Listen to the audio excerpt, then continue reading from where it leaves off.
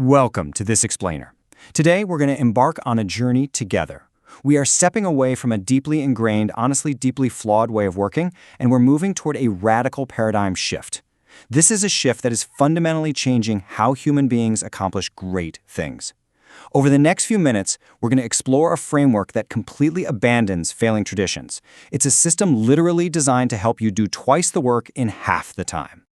Okay, let's kick things off with a massive number. $170 million. Back in the early 2000s, the FBI initiated this huge critical project.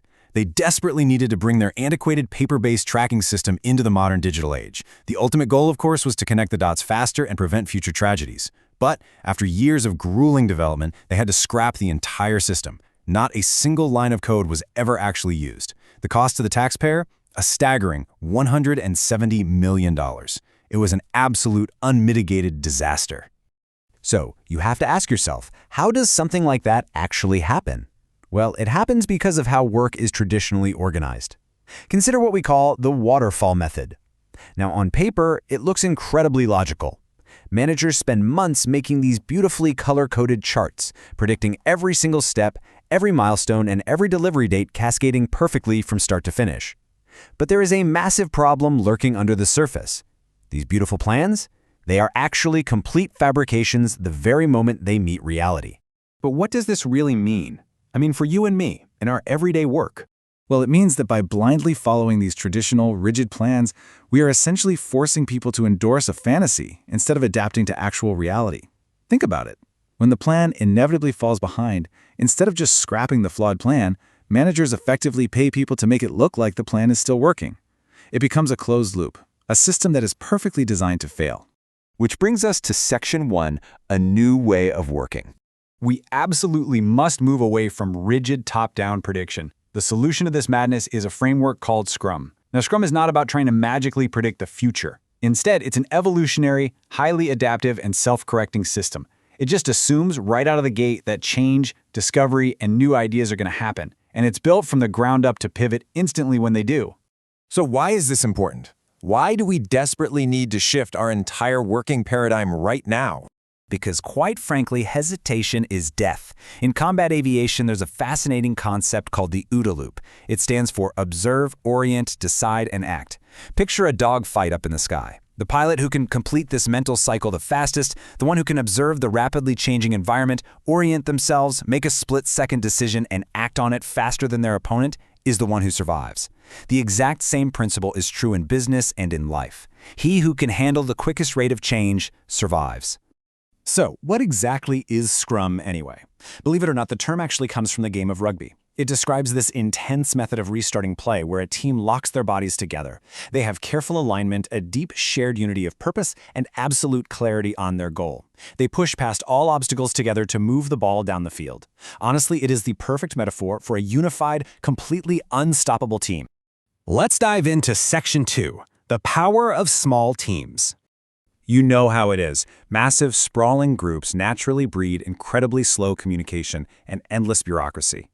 The real magic of Scrum happens in small, highly autonomous teams. The golden rule of thumb here is 7 team members plus or minus 2. These small, empowered units can act with intense focus. They maneuver quickly, and they get things done incredibly fast without the red tape. Now, to keep this small team perfectly aligned, Scrum utilizes a really powerful 15-minute daily ritual. It's called the stand-up. The team gathers, and they answer just 3 very simple questions. What did you do yesterday to help the team? What will you do today? And what is getting in your way? This simple act forces radical collaboration. Anything blocking the team is immediately identified and literally obliterated by a designated team helper who we call the Scrum Master. And that leads us right into Section 3, the multitasking myth. We are constantly told by society that we need to multitask. We're expected to juggle endless priorities at work. But what does this really mean for our brains? Let me explain this with a simple little exercise you can try on your own. Imagine writing down Arabic numbers from 1 to 10, then Roman numerals from 1 to 10, and then the letters from A to J. If you write them across in rows, like the number 1, then Roman numeral 1, then the letter A, and then move to the next row, it forces you to constantly switch mental gears. It feels clunky. Now imagine doing it in columns instead.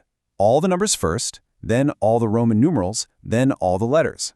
That column method, it takes literally half the time. The profound, uncomfortable truth here is that multitasking is a complete myth. When you switch contexts, the complex mental architecture you've meticulously built up in your mind to handle a specific task simply collapses. Gone. And it takes immense mental energy to rebuild it every single time you switch back. Doing tasks one at a time, sequentially, literally halves the time it takes to complete them. Moving on to Section 4. Plan reality, not fantasy. Why is this important when we sit down to figure out our goals? Well, because humans are notoriously terrible at guessing how many absolute hours or days a complex task is actually going to take. But here is the brilliant secret to sizing work without relying on fake timelines. While we are terrible at absolute numbers, our brains are perfectly, wonderfully wired to compare relative sizes. We can easily answer, is this task bigger or smaller than that one? In Scrum, teams use natural patterns, just like the Fibonacci sequence, where each number is the sum of the two before it, so 1, 2, 3, 5, 8, to assign relative sizes to tasks. It's highly intuitive, it's fast, and it is remarkably accurate. And how do we actually describe that work? Work shouldn't just be a dry, boring checklist. It should be a human story. Think of Captain Picard on the Starship Enterprise. He wouldn't just ask for a feature. He'd say, as a starship captain, I want an automatic date log so that I don't have to announce the stardate every single time I speak. Defining exactly who the work is for, what they want, and most importantly, why they want it, ensures the team understands the true motivation. And let me tell you, motivation colors absolutely everything. This brings us to our final chapter, Section 5, Change the World. Let's look at how this philosophy builds way beyond the corporate world. This framework actually moved out of Silicon Valley tech giants and went straight into high school classrooms in the Netherlands in a fascinating program called EduScrum. Instead of teachers just standing at the front of the room lecturing, the students form their own small teams. They take the learning syllabus, break it down using Scrum, and literally teach themselves and each other. It is transforming previously unengaged students into passionate, fully autonomous learners. You see, humans fundamentally want to do great, purposeful work. We all want to be part of something meaningful. As T.E. Lawrence beautifully put it, the dreamers of the day are dangerous men, for they may act their dreams with open eyes to make it possible. Scrum is simply the tool that allows you to act on those dreams with your eyes wide open. So, I will leave you with this final provocative thought. Take a look at your own life and your own work.